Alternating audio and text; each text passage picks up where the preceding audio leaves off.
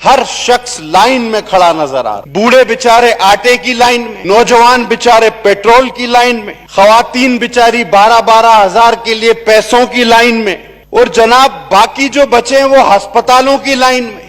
बुजुर्गों से रक्स करवाए जाते हैं सर, वीडियोस मौजूद है, 12,000 देकर कहते हैं रक्स करो, कभी देखे हैं 12,000? मैं कोरोना का जिक्र करूं या आपके पिछली हुकूमतों के रोने का जिक्र करूं? अब किसी तरह कोई बहाना करके ये कोरोना का भी जो है मसला आसिफ जरदारी और नवाज शरीफ पर डाल दीजिए खुदा के वास्ते, और बात को खत्म कर दीजिए। झूठ और मुनाफिकत को नया नाम दिया गया है यूटर्न। सर मैं चमगादड़ का जिक्र करूं, मेरा कश्मीर चला गया, या उसके बॉर्डर का जिक्र करूं? मैं क्या जिक्र करूं सदर पाकिस्तान की स्पीच पर? और आपके वजीर आला बुजदार साहब कहते हैं केडी मीटिंग, ये वजीर आला है, ये वही जहांगीर तरीन है जिसका अपना जहाज है। अब सर इंक्वायरी कौन करेगा?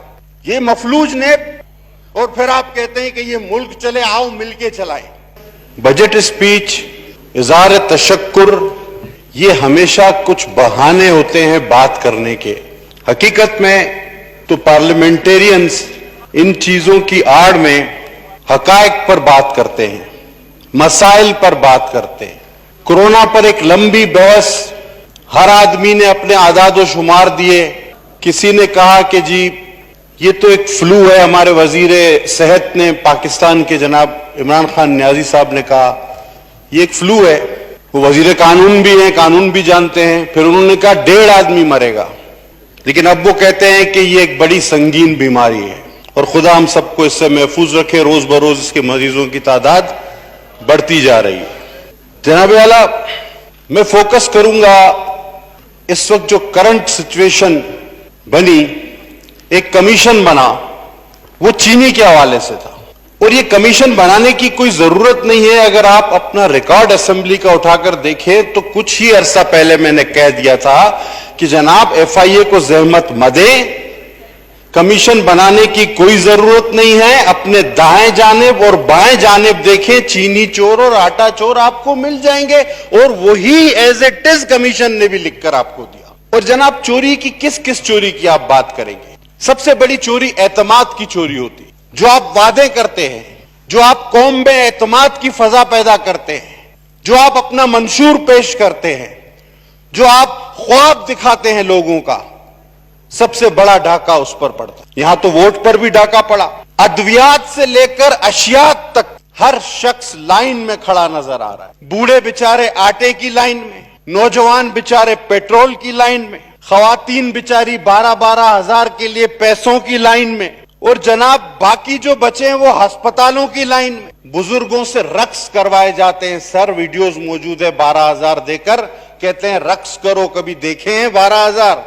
सर मैं इस जहनी कमजोरी का जिक्र करूं या जबरी बरतरफियों का जिक्र करूं? जनाब आला, अद्वियात ये वो चीज है जिस पर कभी किसी हुकूमत ने डाका नहीं डाला। 400 गुना महंगी हुई, किसी की कान पर जूं नहीं रेंगी। चीनी गायब हुई, बड़ी मुश्किल से कमीशन बना। आज आटा गायब हो रहा है, अभी टिड्डी दिल के असरात आने बाकी है। पेट्रोल खुश्क हो गया, डॉलर महंगा हो गया, बेरोजगारी इंतहा पर चली गई, महंगाई ने रिकॉर्ड तोड़ दिए, कोरोना ने लाशें सड़कों पर ले आए। और फिर मैं कोरोना का जिक्र करूं या आपके पिछली हुकूमतों के रोने का जिक्र करूं?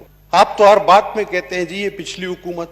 अब किसी तरह कोई बहाना करके ये कोरोना का भी जो है मसला आसिफ जरदारी और नवाज शरीफ पर डाल दीजिए खुदा के वास्ते, और बात को खत्म कर दीजिए कि ये उनकी वजह से हुआ है।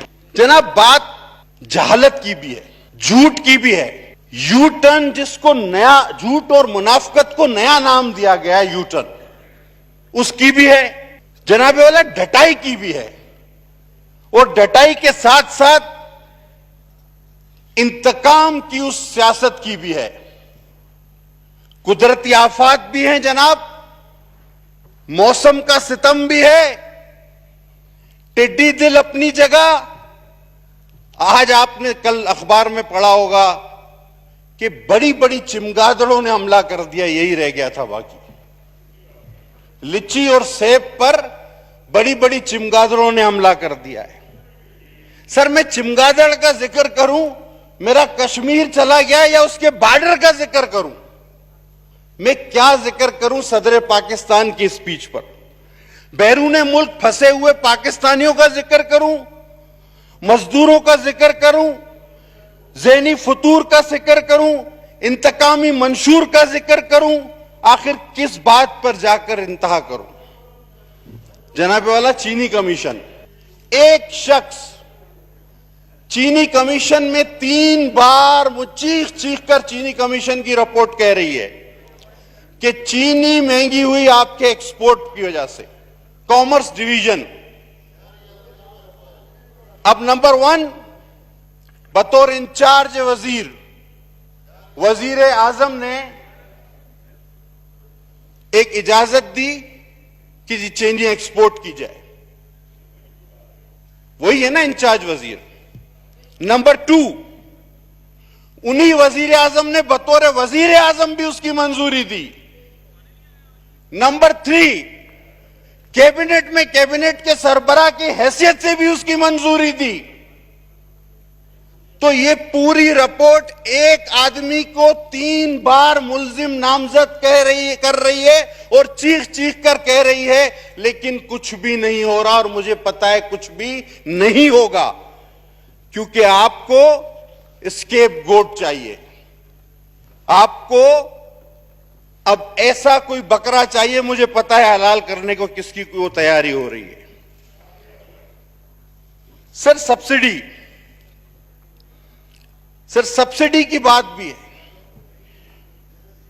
पीटीआई हमेशा इस बात पर रोती आई कि जी लूट कर खा गए, और आप अंदाजा करें कि साबिका दौर की सब्सिडी भी इस हुकूमत ने अदा की है, और वो भी अरबों में।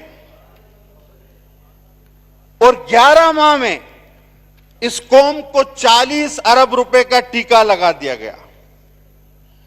सर 2017 से सिंध गवर्नमेंट ने कोई सब्सिडी नहीं दी। 2018 में चीनी 51 रुपए से 67 रुपए पर आ गई सर, और आज 82 रुपए है। 11 लाख टन चीनी एक्सपोर्ट की वफाक ने काबीना की इजाजत से और जुबानी आर्डर के तहत पंजाब हुकूमत ने सब्सिडी जारी कर दी। कमीशन की रिपोर्ट सर, सबसे ज्यादा फायदा मिस्टर तरीन, खुसरो बख्तियार साहब और उनके इत्तेहादी ओमनी ग्रुप की 9 कंपनियों को मिलाकर भी सर ये सबसे ज्यादा फायदे में रहे हैं। उनके जिम्मे बहुत कम रकम आई, जो मैं आपको अभी बताता हूं। और दूसरा जुल्म देखें सर, यूटिलिटी स्टोर के लिए जो आपने खरीदारी की, उसमें भी 4 रुपए का टीका लगाया फी किलो पे। वो पैसे कहां गए? वो भी गरीबों के जेब से आपने निकाले। 76 रुपए की चीनी 80 और 82 रुपए में खरीदी, और तकरीबन लाखों अरबों रुपए का चूना आपने लगा दिया। अब सर हिस्सेदार देखें सब्सिडी में कौन कौन है। सर 3,590 मिलियन 12% ये जहांगीर तरीन साहब को गए। रहीम यार खान ग्रुप 4 शुगर मिलें 4,145 मिलियन रुपए इन्हें नवाजा गया। ये टॉप पर है, ये पीटीआई ग्रुप सर।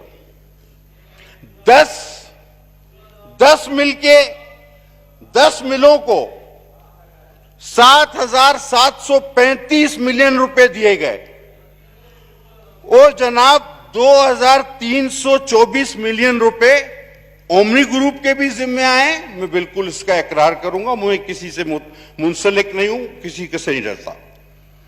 और आपके वजीर आला बुजदार साहब कहते हैं, पहले तो उन्होंने कहा केडी मीटिंग, कौन सी सब्सिडी, ये वजीर आला है। फिर उसने कहा मुझे तो याद ही नहीं है। फिर उसको कहा गया जनाब ये मीटिंग आपने चेयर की थी और आपने ये सब्सिडी दी है। बोला जी ये हुआ कब है और कैसे हुआ है मुझे कुछ समझ नहीं आ रहा, सोच कर बताऊंगा। अब जिस मुल्क के सबसे बड़े सूबे के वजीर आला का यह हाल हो, तो मैं आपसे ही पूछूंगा सर कि किस सिमत जाइए और क्या कीजिए। और आखिरी में सर, वो जिस तरह एक फिल्मी कैरेक्टर था हमारे यहां, मेनू की खबर मैं था मालिया, वो सर मैं तो मालिया वाला वहां काम तो ना करे ना, अरबों रुपए बांट दिए लेकिन मैं तो मालिया। बहरहाल,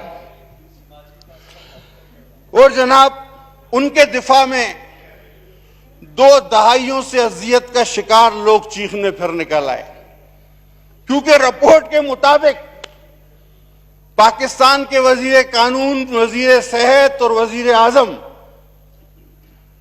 सीधा सीधा जेल जाना चाह रहे हैं और जाते हैं, लेकिन ले कौन जाए? अब सर इत्तेफाक यह हुआ कि इस सारे मलबे में लाया किसको जाए, तो कैबिनेट में यह इत्तेफाक हुआ कि जहांगीर तरीन इस वक्त बेहतरीन उम्मीदवार है। लेकिन सर ये लोग भूल गए कि ये वही जहांगीर तरीन है जिसका अपना जहाज है। ठीक है जी, ये वही जहाज है जिसमें लोगों को लाख लाकर भर भर के शामिल कराया जाता था। ये वही जहाज है जिसने मुख्तलिफ परवाजों के जरिए ये चीजें मुसल्लत की हैं। ये वही जहाज है जिसने साजबाज करके ये हुकूमत कायम की है। और ये वही जहाज है जो आज आपके हाथ में नहीं आ रहा। और अभी तो इस जहाज ने अपने और कमालात दिखाने हैं। जनाब, जहाज के बड़े कमाल होते हैं। मेरा ख्याल है इल्जाम के लिए किसी और को ढूंढ लिया जाए, वरना यह जहाज बहुत महंगा पड़ जाएगा। लेकिन एक बात है सर, अब इन सारे प्रॉफिट में ये प्रॉफिट अगर खुसरो साहब को होता है, तरीन साहब को होता है, दूसरे ग्रुप को होता है, इसका इनडायरेक्टली बेनिफिशियरी कौन है? इन सब ने किसके इलेक्शन पे बेदरेख पैसा लगाया था? इन सबको किस चीज का कंपनसेशन मिला? सवाल तो यह बनता है।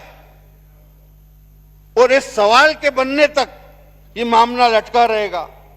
वैसे खान साहब हिसाब किताब के बड़े पक्के हैं, किसी का एहसान नहीं रखते। अनिल मुसरत साहब को कंस्ट्रक्शन इंडस्ट्री दे दी, बुखारी साहब को भी एडजस्ट कर दिया, खुसरो साहब को भी। हां, आरिफ नकवी अभी तक रोता फिर रहा है गरीब, उसका कोई हिसाब नहीं बना। अब सर इंक्वायरी कौन करेगा? ये मफलूज ने सर सबसे अहम बात करने वाला हूं, और अगर और लोगों को भी मौका देना है, सबको इससे ज्यादा अहम बात अभी तक इस ऐवान में हुई हो तो आप मुझे कहिएगा। सर मेरे हाथ में वजीर साहब माशाल्लाह